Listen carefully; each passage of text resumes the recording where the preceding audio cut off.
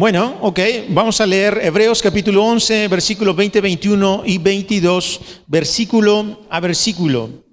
Por la fe bendijo Isaac a Jacob y a Esaú respecto a cosas venideras. Por la fe Jacob, al morir, bendijo a cada uno de los hijos de José y adoró apoyado sobre el extremo de su bordón. Por la fe José, al morir, mencionó la salida de los hijos de Israel y dio mandamiento acerca de sus huesos. Padre, gracias por permitirnos estar aquí en medio de esta pequeña congregación. Gracias por hablarnos a través de tu palabra. Gracias por permitirnos a nosotros cantarte, orarte y acercarnos con libertad a ti, gracias al camino que Jesús abrió para poder acceder al lugar santísimo. Nos ponemos en tus manos y te pedimos que tú nos hables el día de hoy a través de tu palabra. En el nombre de Jesús, amén y amén. Familia, seguimos hablando de la fe. Ya entendimos un poquito que el autor no está tan interesado en definirnos qué es la fe y como que tener así una definición exacta y precisa de la fe, sino nos está mostrando cómo se ve la fe en los héroes del Antiguo Testamento, ¿no? Y hablamos de varios, hablamos desde Abel, desde Enoc y nos quedamos en Abraham. El autor se tomó mucho tiempo para hablarnos de Abraham, de la fe de Abraham, porque familia, la fe de Abraham no fue cualquier cosa. Si yo les pregunto ahorita, ¿quién de ustedes estaría dispuesto a entregar a su propio hijo si Dios se los pidiera? No sé cuántos me dirían, sí, Nelson, yo estoy dispuesto, o yo estoy dispuesta. Sería complicado, ¿no? A lo mejor si no tienes hijos, dices, pues sí, yo. Pero cuando ya tienes hijos, la cosa cambia, ¿no? Y de alguna manera como que tratas de entender a Abraham, pero es difícil, ¿eh? A mí se me hace complicado. Que Dios me diga, Nel, me tienes que entregar a tu hijo, y yo, ¡ay, sí, Señor, ahí está! Es difícil, ¿eh? Y les puedo asegurar algo. En el Antiguo Testamento, nadie tuvo una fe como la de Abraham. Yo no sé si Dios le hubiera pedido a otro personaje del Antiguo Testamento que ofreciera a su hijo, no sé si lo hubiera hecho. ¿Qué quiero que vean con eso? Porque no quiero que ustedes exalten a Abraham como de wow, Abraham, ¿no? No. Sino que vean que al final, en efecto, fue uno de los más grandes héroes de la fe. Precisamente por eso el autor se toma su tiempo para hablarnos un poquito de él. Entonces, ya hablamos un poquito de Abraham, pero Abraham, entonces, ¿se acuerdan que abrazó esta promesa de que en él Dios iba a crear de él una nación grande, un pueblo tan grande que no se podría contar como las estrellas o como la arena del mar? Más o menos todo eso ya lo tenemos en mente, lo hemos escuchado muchas veces. Pero ahora fíjense de quién va a hablar el autor. Va a hablar justo del hijo de Abraham. Y si soy muy sincero, y si ustedes han leído la Biblia, la historia de Isaac, pues es Isaac, ¿no? No podríamos compararlo con su padre. No podríamos de ninguna manera, porque Isaac fue un poquito más pasivo, claro que confió en Dios, caminó con Dios. De hecho, él como hijo, si se acuerdan, la semana pasada lo mencionamos, aprendió de su padre justo eso, ¿no? La fe de su padre. Miren, la fe no se hereda. Yo no le puedo heredar la fe a mis hijos. Pero la fe, si se expresa, si se muestra, la semana pasada dijimos que es consecuente. Entonces, yo no le puedo heredar a mi hijo mi fe, pero sí le puedo mostrar cómo se vive con fe. ¿Me explicó? Entonces, el hijo observa y el hijo aprende. Isaac fue lo que pasó. No sé si recuerdan, igual les comenté que Isaac probablemente tenía unos 15, 16, 17 años cuando lo iba a ofrecer a Abraham como un sacrificio. Y bueno, estaba investigando más y algunos han llegado a decir que probablemente Isaac tenía la misma edad que Jesús cuando fue crucificado, unos 33 años. Pero la Biblia no lo dice, así que no lo vamos a decir aquí. Ay, creo que ya lo dije. Bueno. Vamos a ver un poquito de Isaac, familia. Acuérdense que Isaac, bueno, más bien les voy a platicar. Isaac a los 40 años ya andaba de novio, se consigue a una chica llamada Rebeca y teniendo 40 años se dedicó, me imagino, ¿verdad? La Biblia no lo dice, pero me imagino que se dedicó a disfrutar de su matrimonio. Cuando intentaron tener hijos, ellos se dieron cuenta que Rebeca, igual que la mamá de Isaac, era pues estéril. Y después de 20 años, a Isaac se le ocurre, pues voy a orar a Dios para que me ayude con un hijo. Y Dios lo escucha. 20 años, familia. Yo no veo mucha fe ahí, ¿verdad? Pero después de esos 20 años, a Isaac se le ocurre eso, ora y Dios le concede unos hijos de los que vamos a platicar también en un momento más. ¿Por qué está diciendo el autor de Hebreos que por la fe bendijo Isaac a Jacob y a Esaú respecto a cosas venideras? Pues bueno, miren.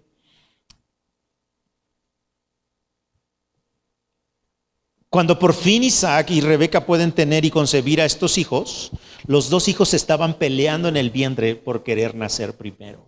Estos dos hijos son Jacob y son Esaú. Los dos cuates, porque no eran gemelos, eran muy distintos de Isaac y de Rebeca, ¿no? ¿Por qué digo que eran distintos? Porque Esaú era este estereotipo de hoy, ¿cómo le diríamos? Este leñador, ¿no? Así de barba de leñador, de pelo en pecho, lomo plateado y todas esas cosas que han escuchado. O sea, un hombre, ¿no? Que le gustaba salir y cazar y demás. Era velludo el cuate. Y Jacob era todo lo contrario. Era más de estar en la casa, de cocinarse ahí. Era como un chef, ¿no? Ni pelo tenía, el Señor tenía como piel de lechoncito, ¿no? O sea, así rosita y sin vello. Entonces, los dos personajes son muy distintos. Ahora, desde que están en el vientre de Rebeca, Dios les hace saber que el mayor va a servir al menor, ¿cierto? Entonces, todo eso ustedes ya lo saben. Entonces, miren, ¿qué pasa? Lo primero que quiero comentar es esto. En el versículo 20, el autor de Hebreos menciona primero a Jacob y luego a Esaú. Por la fe bendijo Isaac a Jacob y a Esaú.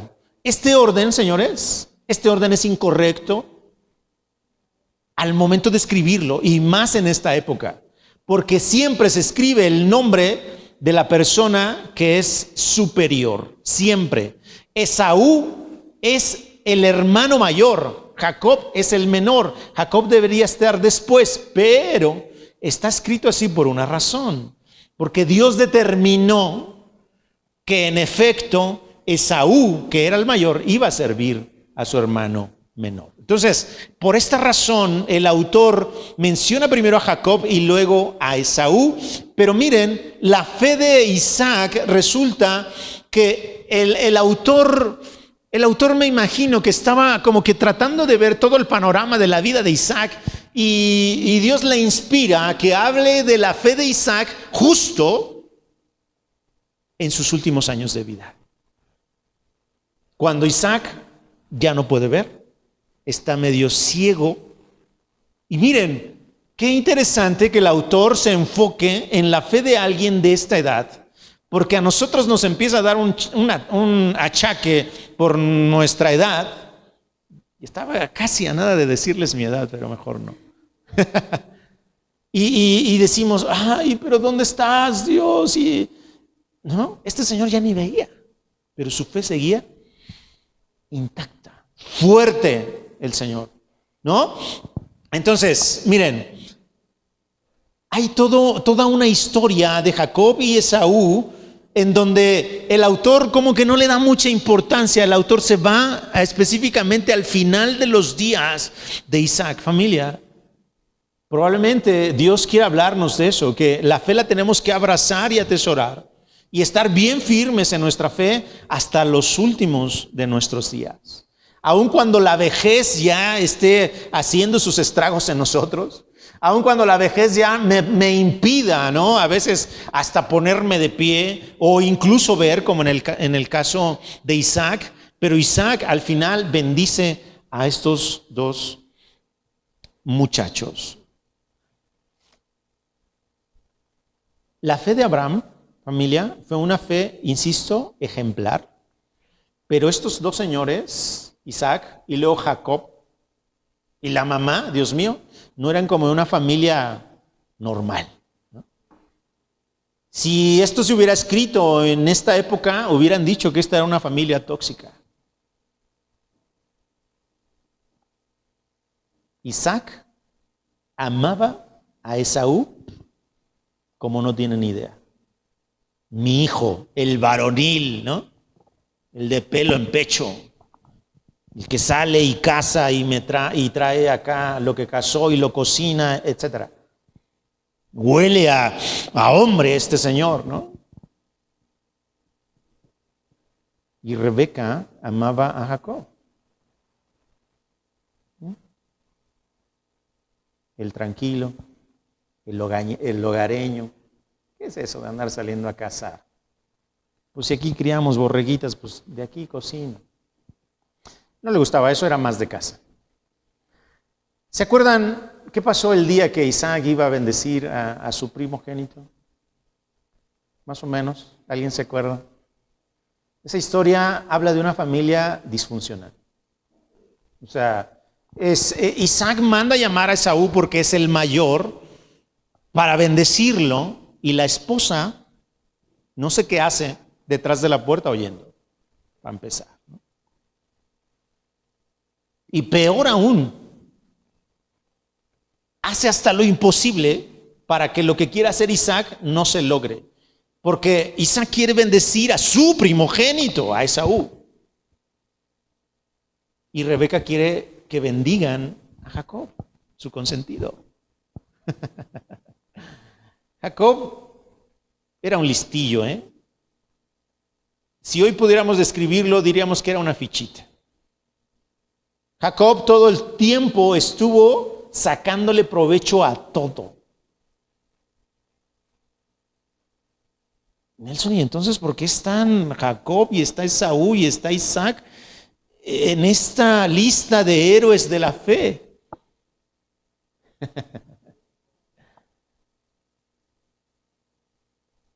Porque la Biblia, familia, no se trata de las personas que vemos en la Biblia.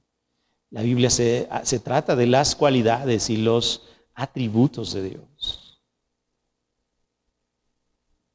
Jacob no era el mejor, Esaú mucho menos, y Rebeca, bueno, que aquí no está mencionada, hizo todo lo necesario para que la bendición le llegara a Jacob. Ayúdenme a ir a Génesis capítulo 27, familia. Vamos a ver cómo concluye esta historia y vamos a ver por qué el autor de Hebreos nos menciona la fe de Isaac. Génesis 27.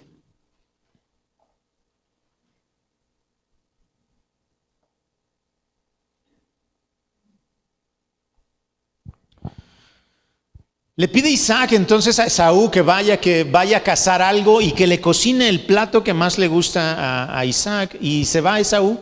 Y mientras Esaú anda allá en el campo tratando de cazar lo que va a cazar, Rebeca alista a Jacob, le pone las ropas de Isaac, incluso matan a un chivito y ella se dedica a cocinarlo para Isaac.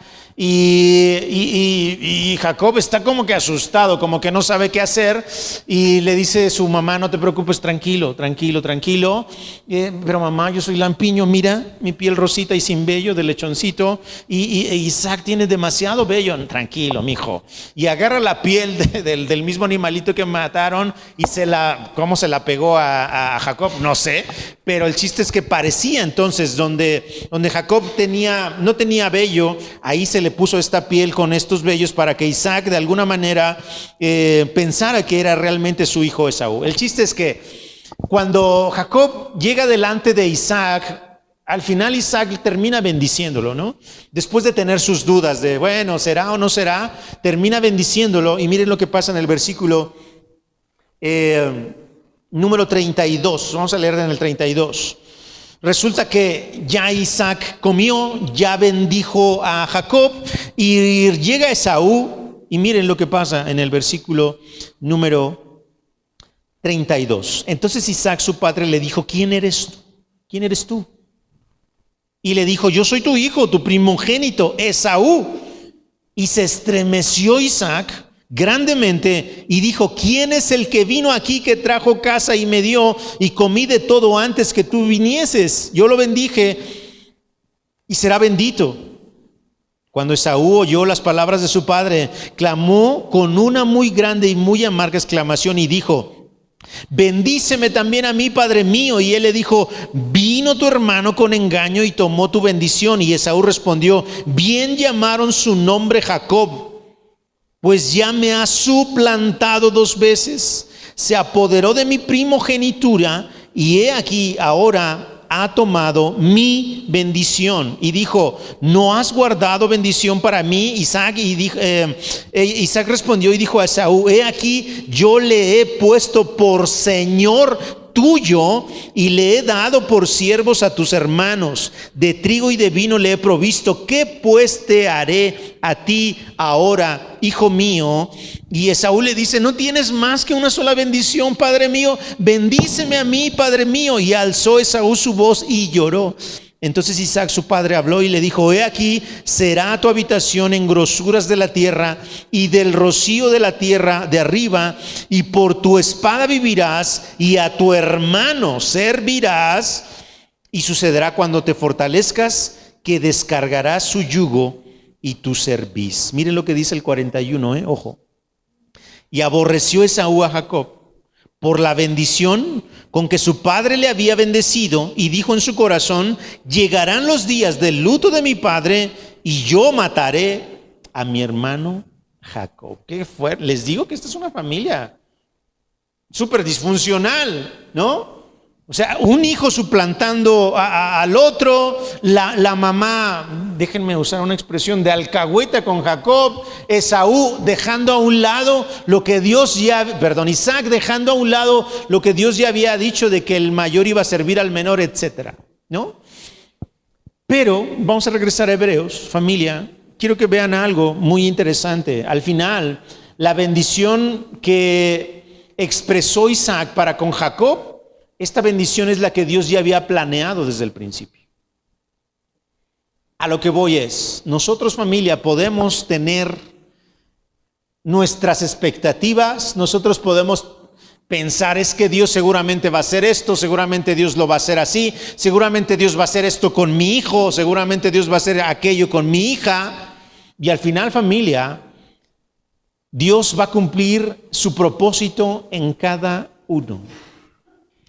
¿Por qué Dios bendijo desde el principio a Jacob y no a Esaú? Al final, Dios elige un propósito para cada persona. Un propósito que a lo mejor nosotros no podríamos entender y que a lo mejor hasta no nos va a gustar. Pero si somos hombres que vivamos en la fe, entonces tenemos que confiar siempre que el propósito que Dios nos ha dado a nosotros, ese es el correcto.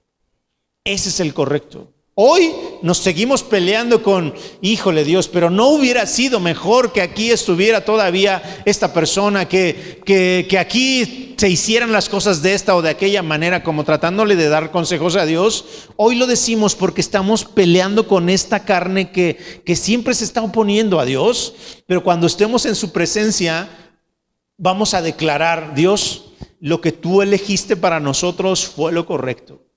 Era lo que necesitábamos, era lo que requeríamos, y por eso tú lo hiciste.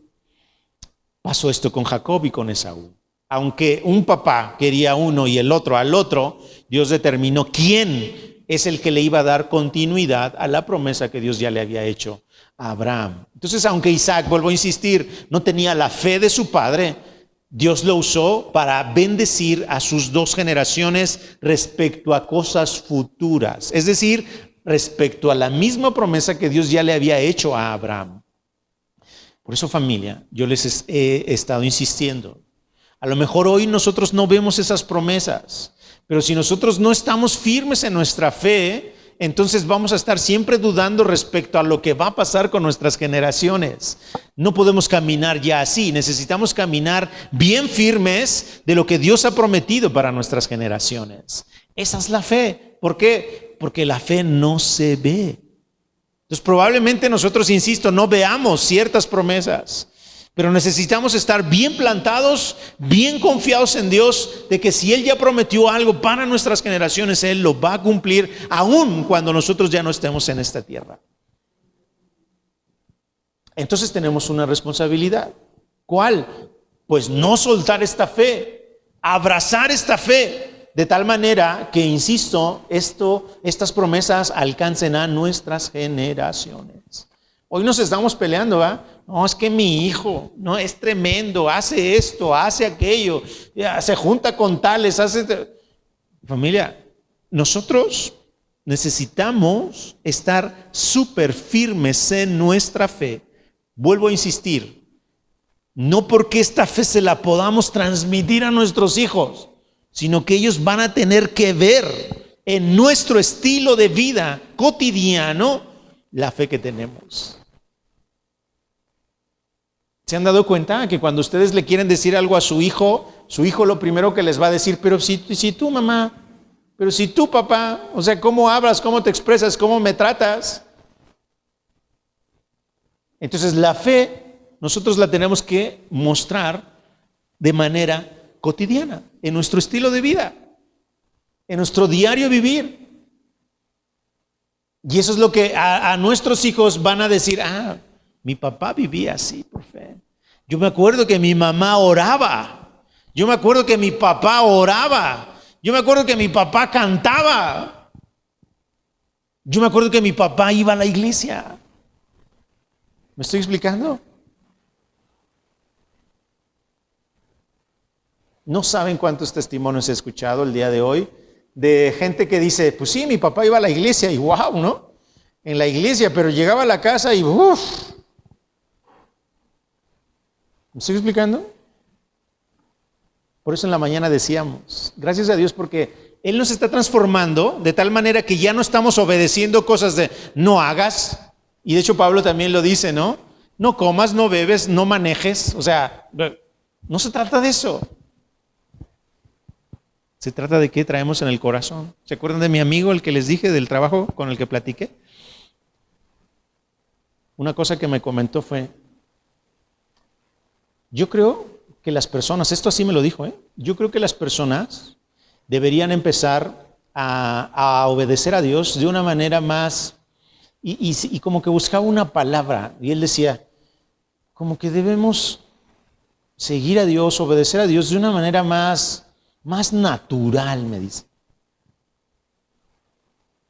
No por obligación, me decía, sino como, y como que le pensaba, y yo me lo imaginaba él. Y terminó diciendo,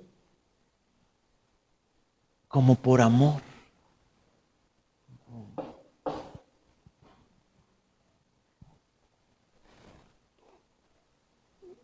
Ayúdenme a orar por él, se llama Jesús. Casual. Porque Dios ya tiene una semilla ahí en su corazón. Esto entonces tiene que ser de una manera orgánica en nosotros. Si es forzado el asunto, no funciona. Si es forzado, no funciona. Dios entonces le regala la bendición a Jacob y a Esaú por medio de Isaac, no porque fueran los mejores, no que porque fueran wow, igual que Abraham, no. Una familia como ustedes y como yo, con problemas como ustedes y como yo. Ellos no tenían, ellos tenían una fe en un Salvador. Nosotros ya conocemos a nuestro Salvador. Es decir, nosotros tenemos más herramientas que todos ellos para caminar correctamente en este camino de fe. O sea, si estos señores no tuvieron pretextos para aferrarse a Dios, ustedes y yo, menos. Pablo dice en Romanos, no tienen excusa. No tienen excusa. Hebreos capítulo 11, versículo 20, 21. Ok. Por la fe Jacob, al morir, bendijo a cada uno de los hijos de José y adoró apoyado sobre el extremo de su bordón. ¿Se acuerdan que Jacob, cuando le roba esta bendición a Esaú, sale huyendo de ahí? Porque ya vimos que Esaú dijo, en cuanto se muera mi papá, yo lo mato. En cuanto se muera mi papá, en cuanto estemos de luto, yo voy por él y lo mato. Su mamá se entera y le dice, ¿sabes qué? Lánzate. Vete a ver a mi hermano, a Labán, y pues escóndete allá. Que nadie se entere que estás allá, mijo. Sí, mamá. Y con todo el miedo, ¿no? Jacob al final se hace de riquezas. Él engañó a su papá, engañó a su hermano. ¿Y qué creen? Que le pasó con su tío, que también fue su suegro, también lo engañó a él. El engañador salió engañado, ¿no? Es parte también de la vida, ¿eh? Es una ley de la que Jesús nos habló. Todo lo que tú siembras, eso cosechas. Entonces, siembras amor, vas a cosechar amor. Siembras este tipo de cosas y Jacob lo cosechó de alguna manera, ¿no? Bueno, al final cuando ya tiene sus riquezas, cuando Dios lo bendijo, porque toda esta bendición surtió efecto, y no solamente en Jacob, también en Esaú, ¿no? Porque también Isaac de alguna manera bendijo a Esaú y los dos fueron muy prósperos. Al final cuando ya los problemas entre Labán y Jacob fueron demasiado fuertes, Jacob decide irse, regresar a su tierra. Y pues así como que con una persinada, ¿no? Así de a ver si mi hermano no me encuentra en el camino y ya fui. Entonces se arma con todas sus cosas, va a regresar a su tierra, digamos. Y no sé si recuerdan que en este regreso, él tiene un encuentro con un ser espiritual, con un ángel, ¿no? ¿Se acuerdan? ¿Y se acuerdan qué pasó ahí? Él estuvo peleando, ¿no? Estuvo peleando al grado de que no soltó a esta personita y le dijo, ¿sabes qué? No te voy a soltar hasta que me bendigas. ¿Sí se acuerdan de eso? ¿Y se acuerdan qué pasó?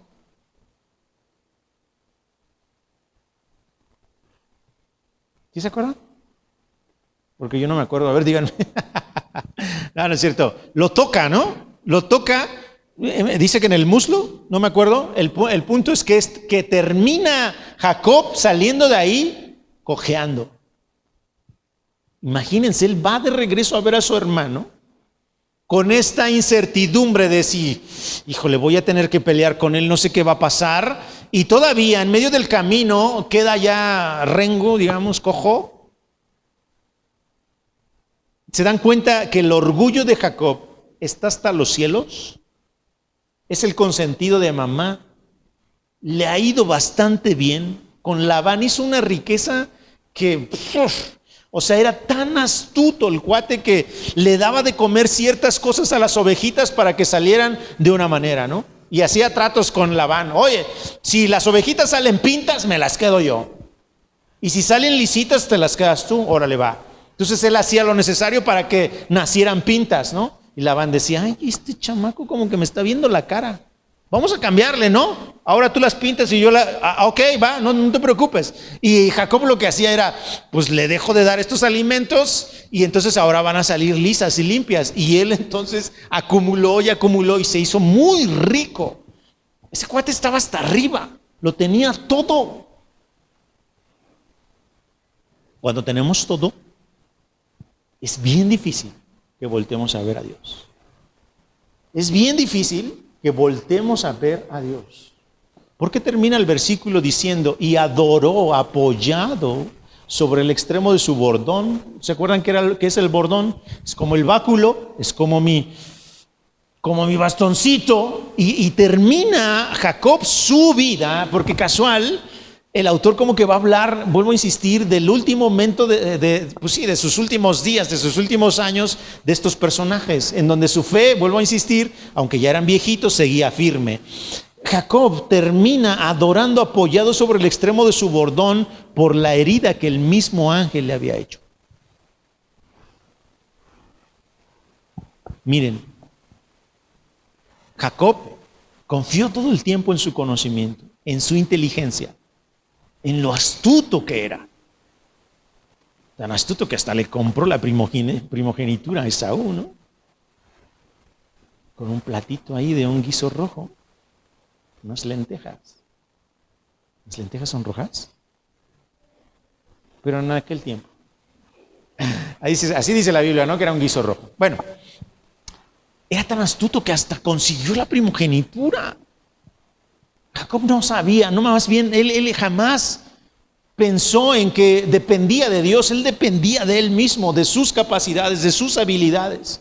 El momento en que él empieza a confiar en Dios es cuando se ve ya imposibilitado.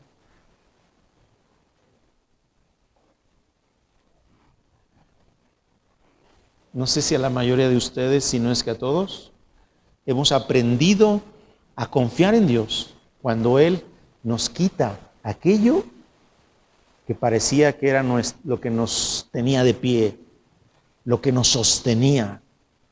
Cuando ya no tenemos eso que nos sostiene, Dios mío, no te queda de otra más que voltear a ver a Dios y decirle: agárrame, agárrame, por favor. Eso le pasó a este señor. Él siempre confió en sus habilidades y demás, y Dios le da la oportunidad de seguir siendo parte del cumplimiento de la promesa que se le había hecho a su abuelo y a su papá, a Abraham y a Isaac. Entonces, Jacob, al morir, tuvo el privilegio, la bendición de poder bendecir a los hijos de su hijo José. ¿Se acuerdan de José, va? El que soñaba sueños. Pues sí, va, ni modo que soñara que. El que soñaba, el soñador. Y casual, Jacob también, al bendecir a los hijos de José, bendijo al menor y luego al mayor. En vez de bendecirlos así con sus manos, cruzó sus manos y los bendijo. José se enojó.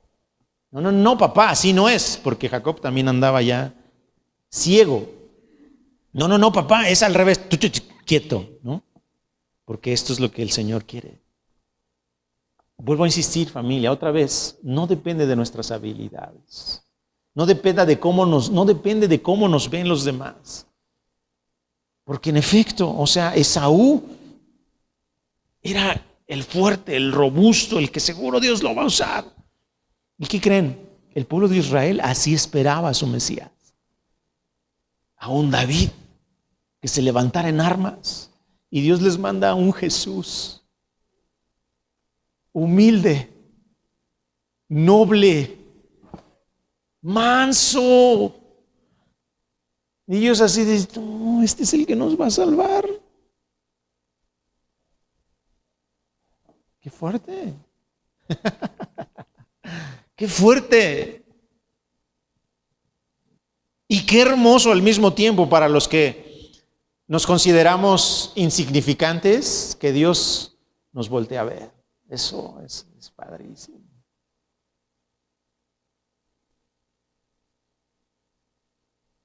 Ya me iba a confesar con ustedes, pero mejor no.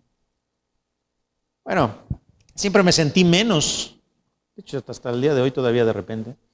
Pero siempre me sentí menos en la escuela, en todos lados. Y qué maravilla que Dios vea a este tipo de personas, de lo vil y de lo menospreciado, se agarre de Dios para entonces empezarnos a educar, ¿no? Para que entendamos que no son nuestras fuerzas, que no son nuestras capacidades, que no son nuestras habilidades. Es su amor, es su misericordia, es su bondad. Aferrémonos a esta fe, familia. Aferrémonos a esta fe. Jacob entonces termina bendiciendo a los hijos de José, es decir, a sus nietos, y adora apoyado sobre el extremo del bordón. La única forma, insisto, entonces, en que Jacob se tuvo que humillar o se pudo humillar fue cuando Dios le quebranta el orgullo, Dios le quebranta la soberbia. Ojalá no tuviéramos que esperar nosotros a que Él nos quebrante el orgullo, la soberbia, o incluso que nos quite nuestro sostén para entonces poder voltear a ver. El problema, familia, es que la naturaleza del ser humano así es. ¿Han escuchado eso de que nadie experimenta en cabeza ajena? Pues es verdad. Es verdad. Salte de ese vicio, mírame a mí, ¿dónde estoy? Cambia esa actitud, mira dónde estoy. Yo le sigo, a mí no me va a pasar, yo estoy bien. Y cuando ya está ahí, en los problemas, ¿Por qué no escuché a mi mamá? ¿Por qué no escuché a mi papá?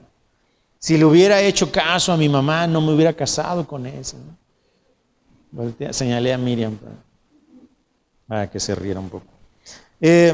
Entonces miren, al final Dios va a hacer lo necesario para que Él cumpla su propósito en cada uno de nosotros. ¿Ustedes creen que a Jacob le gustó que Dios lo dejara así? Que Dios lo dejara cojo, que lo dejara casi inhabilitado, que tuviera que usar una especie de muletas o lo que sea para andar. Pues le molestó mucho. No le agradó, por supuesto. Así nos pasa a nosotros. Cuando Dios nos quita algo, cuando Dios permite que suceda algo en nuestra familia, en nosotros mismos, al final probablemente no lo vamos a entender. Pero lo que Dios quiere es volvernos a regresar a Él, que aprendamos a voltear nuestra mirada hacia Él. Le pido mucho a Dios que no permita que nosotros tengamos que pasar por esas cosas. Y que si ya pasamos, bueno, que no nos pase de nuevo, que hayamos aprendido la lección. Para que aun cuando estemos así de ancianitos, con nuestras carencias, que a lo mejor ya no podamos caminar, o alguna vez yo me puse a pensar, Dios, por favor, permíteme que aunque ya no pueda caminar, que esté aquí yo chocheando, que les pueda compartir la palabra, que pueda leer la Biblia junto con mis hermanos. A lo mejor allá abajo, porque a lo mejor subir las escaleras me va a costar trabajo, pero que Dios me permita eso. Que Dios me permita eso. Ahora, si el Señor me quiere llevar antes, pues bueno, ¿qué digo?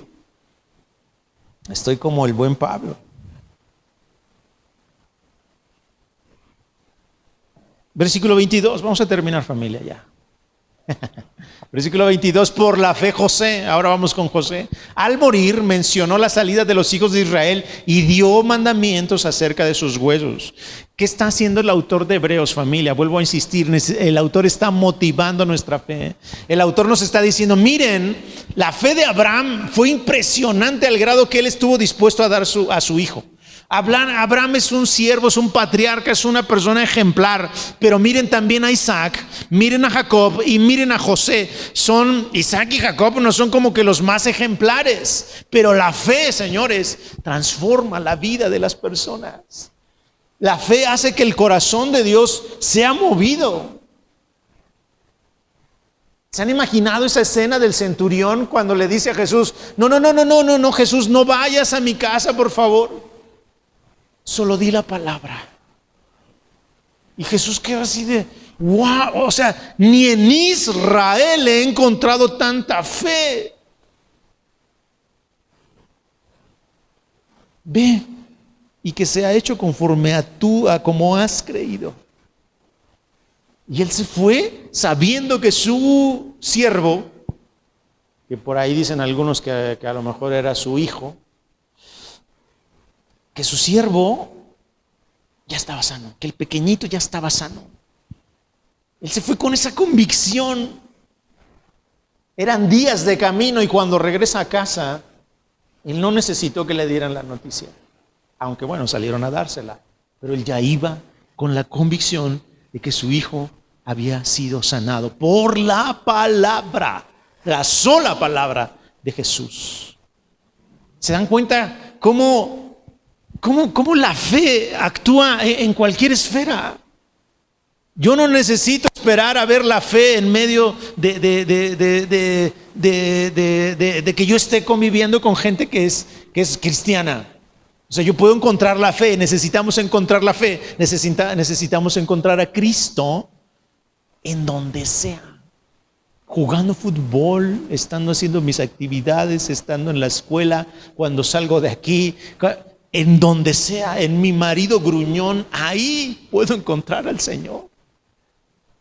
Ahí está. En todo lo creado, ahí está. En lo que vemos y en lo que no vemos, ahí está. Busquémoslo. En vez de estarle buscando siempre lo malo a las cosas, busquemos a Dios ahí. Híjole, este es bien, este es bien no sé cómo, pero Hay algo ahí, hay algo ahí.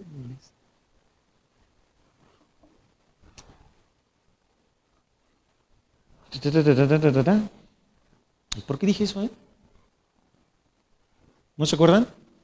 Por la fe, José, al morir, mencionó la salida de sus hijos de Israel y dio mandamientos acerca de sus huesos. José, vuelvo a insistir, como les estaba diciendo, ya me acordé, Isaac y Jacob no fueron los más ejemplares, pero de José familia, ustedes lean su historia, este es intachable. ¿Se dan cuenta cómo Dios no tiene problema en eso? O sea, ¿en qué sentido? Pues en que ahora, pues como yo soy como soy y hago lo que se me antoje. No. O sea, date cuenta que así como eres, Dios quiere transformar eso. O sea, no que te mantengas ahí, ¿verdad? Y José tenía una fe del tamaño de no sé qué, pero una fe también tan grande que Yair, cuando sus hermanos se pusieron de acuerdo para venderlo, él siguió firme en su fe.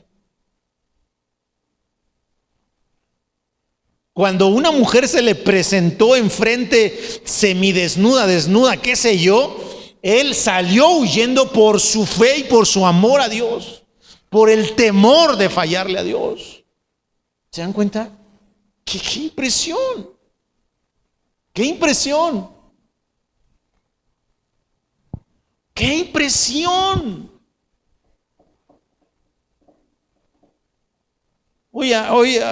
Hoy nos ponen una cerveza así bien helada y se nos hace agua a la boca. ¿Por qué te ríes de ahí? Pero salimos huyendo, ¿verdad? Claro, salimos huyendo de ahí. Apenas fuimos a comernos un cortecito allá en la Ciudad de México cuando me toca ir a la oficina y casual nos toca una mesa justo enfrente de donde se preparan las bebidas. Dios mío. La tentación. Nos dice Proverbios. Dice, ten cuidado con el vino, porque el rojito, cómo rojea el vino. Ay, lo dice Proverbios. Y no es mentira. Nuestro cuerpo quiere eso. Señor, que ya me traigan mi cortecito, porque si no, yo sí voy a pedir una. Y que me traen mi corte, pues ya. Tuve que pedir, pero una coca. Entonces ya, ni modo. José entonces es este ejemplo de persona que tiene una fe súper firme. Después, cuando se entera el faraón de lo que había hecho su esposa, que al final su esposa igual le fue con un chisme, lo meten a la cárcel. Y en la cárcel, pues no fue que estuviera 2 días, estuvo años en la cárcel. Y en la cárcel su fe estuvo firme su fe. Al punto que, gracias a que Dios empieza a mover las cosas, él interpreta unos sueños, este sueño de las vacas gordas y luego las vacas flacas, y Faraón dice, bueno, pues si tú interpretaste el sueño, ¿quién más para ayudarnos a que todo este mal que viene, pues no nos pegue tanto? Te quedas al frente de todo. Y José se convierte en el segundo al mando. José tiene todo también.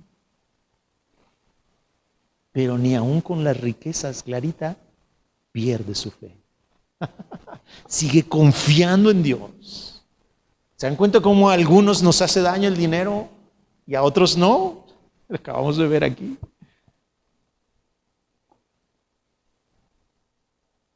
José tuvo tantas cosas en Egipto. José fue el segundo al mando en Egipto, es decir, era el señor de todo prácticamente.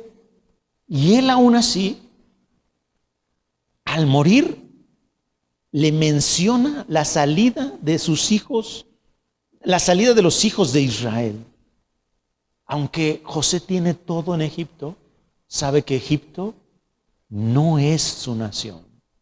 Él no pertenece a Egipto. aunque tengamos todo, aunque logremos alcanzar todo en esta tierra, familia, esta no es nuestra ciudadanía, esta no es nuestra nación. Quieren esforzarse por lograr cosas, por tener una supercasa. Bien, bien, está bien. Pero no suelten su fe. Si por tener esa casa ustedes van a dejar de congregarse, ya no lo hagan. Si por obtener ese cochezazo ustedes van a tener que aceptar un puesto grande en la empresa donde los va a tener continuamente ahí atados, por favor no lo acepten. Si ese puesto les va a permitir congregarse y ese puesto les va a permitir ayudar a sus hermanos, no lo duden, agárrenlo. Gracias a que José llegó hasta ese punto, pudo bendecir a su pueblo, a su nación. La fe, familia, fíjense lo que la transformación que hace en el corazón de la gente cuando por fin ya se encuentra José con sus hermanos que lo vendieron y que le hicieron de todo. José no dice, ahora sí, me las van a pagar estos canijos. Oh, todo lo contrario. Todo lo que ustedes pensaron e hicieron de mal para conmigo, Dios lo transformó para bien, para guardar a su pueblo, para bendecir a su nación, les dice José a sus hermanos y los abraza y llora con ellos.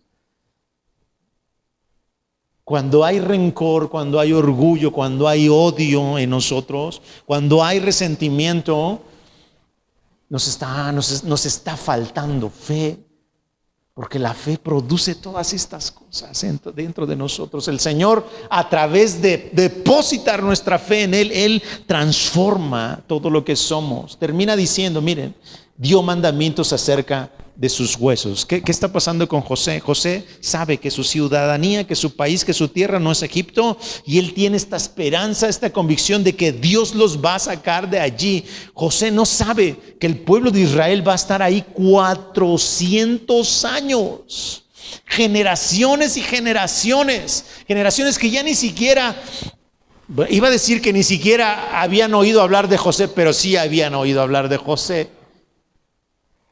Dio mandamiento acerca de sus huesos. Cuando salgan de aquí, se llevan mis huesos. A José no lo enterraron. Dicen por ahí, ¿verdad?, los teólogos, que su tumba estaba intacta y que jamás fue sepultado. Que los hijos de Israel estaban todo el tiempo viendo, de alguna manera, viendo este sepulcro, pues ahí donde estaba José, pues, y esta era la forma en que ellos recordaban, Dios nos va a sacar de aquí.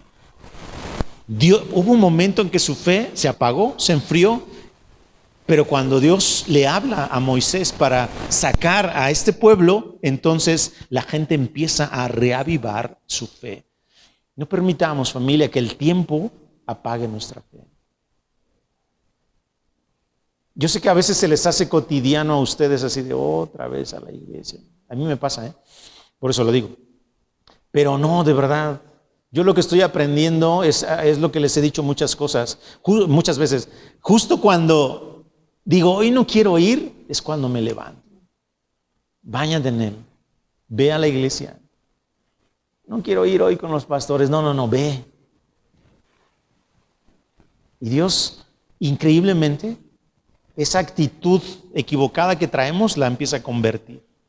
Y tú dices, ay, si ya sé que yendo a estas reuniones Dios me va a hablar, me va a mostrar algo, no sé por qué sigo peleando. Pues bueno, esta pelea no se acaba, ¿verdad, Clarita?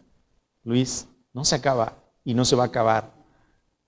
Vamos a seguir adelante, familia, firmes en la fe, porque al final, vuelvo a insistir, no depende de ustedes y no depende de mí. Permitamos que la fe que tenemos en el Señor nos transforme de verdad.